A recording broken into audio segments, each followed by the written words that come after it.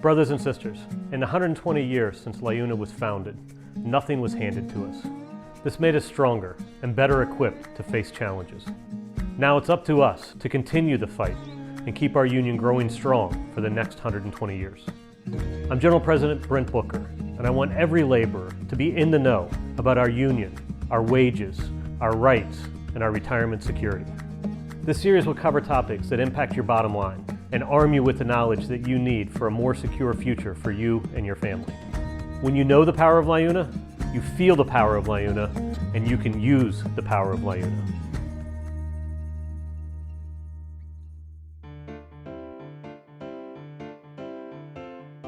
If you're one of the great Americans building our roads or bridges, you've probably seen a sign like this one posted on your job site.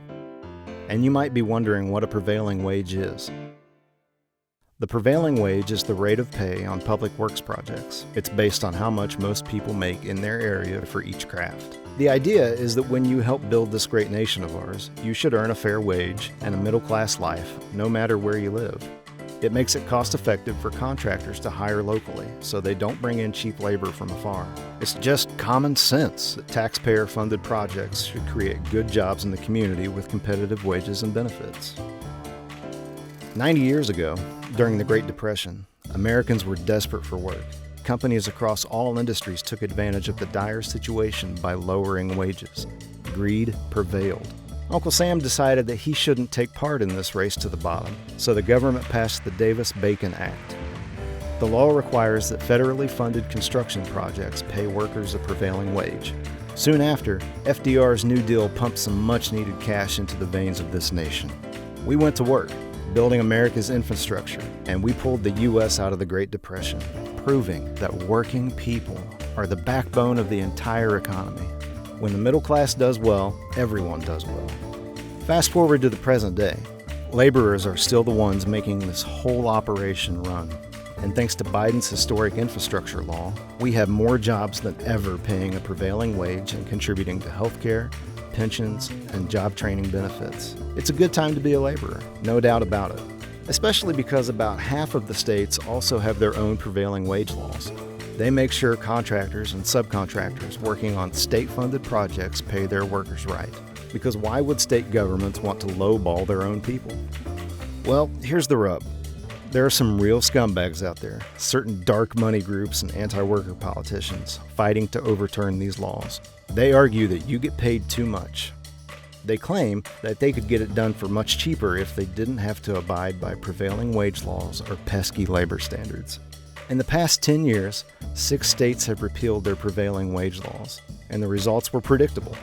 Workers get paid less. Plus, these states are more likely to bring in out-of-state contractors with lower labor standards and out-of-state workers with less training. This leads to higher rates of injuries, and worse. But at least they save big on construction costs, right? Of course they don't. The state gets shoddy work that's expensive to fix, and all those tax dollars go elsewhere along with the jobs. And when you've got construction workers in the community relying on food stamps and government assistance programs, it ends up costing the taxpayer more money. The contractor may pocket more profit, but the taxpayer suffers in the long run, and the workforce gets screwed. But there's hope yet.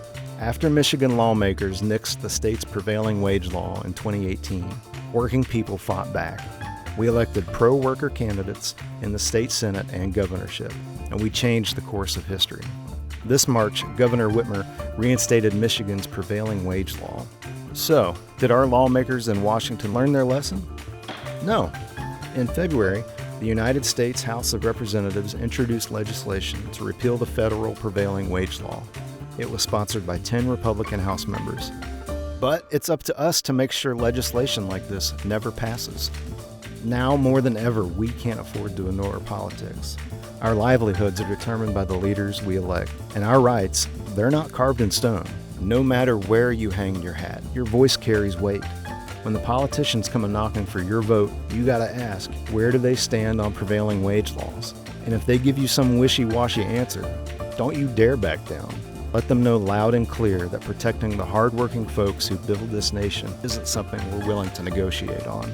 We gotta make the politicians feel the power of the workers and the power of unity.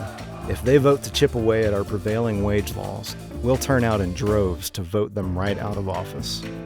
because that's the power of LIUNA. Feel the power.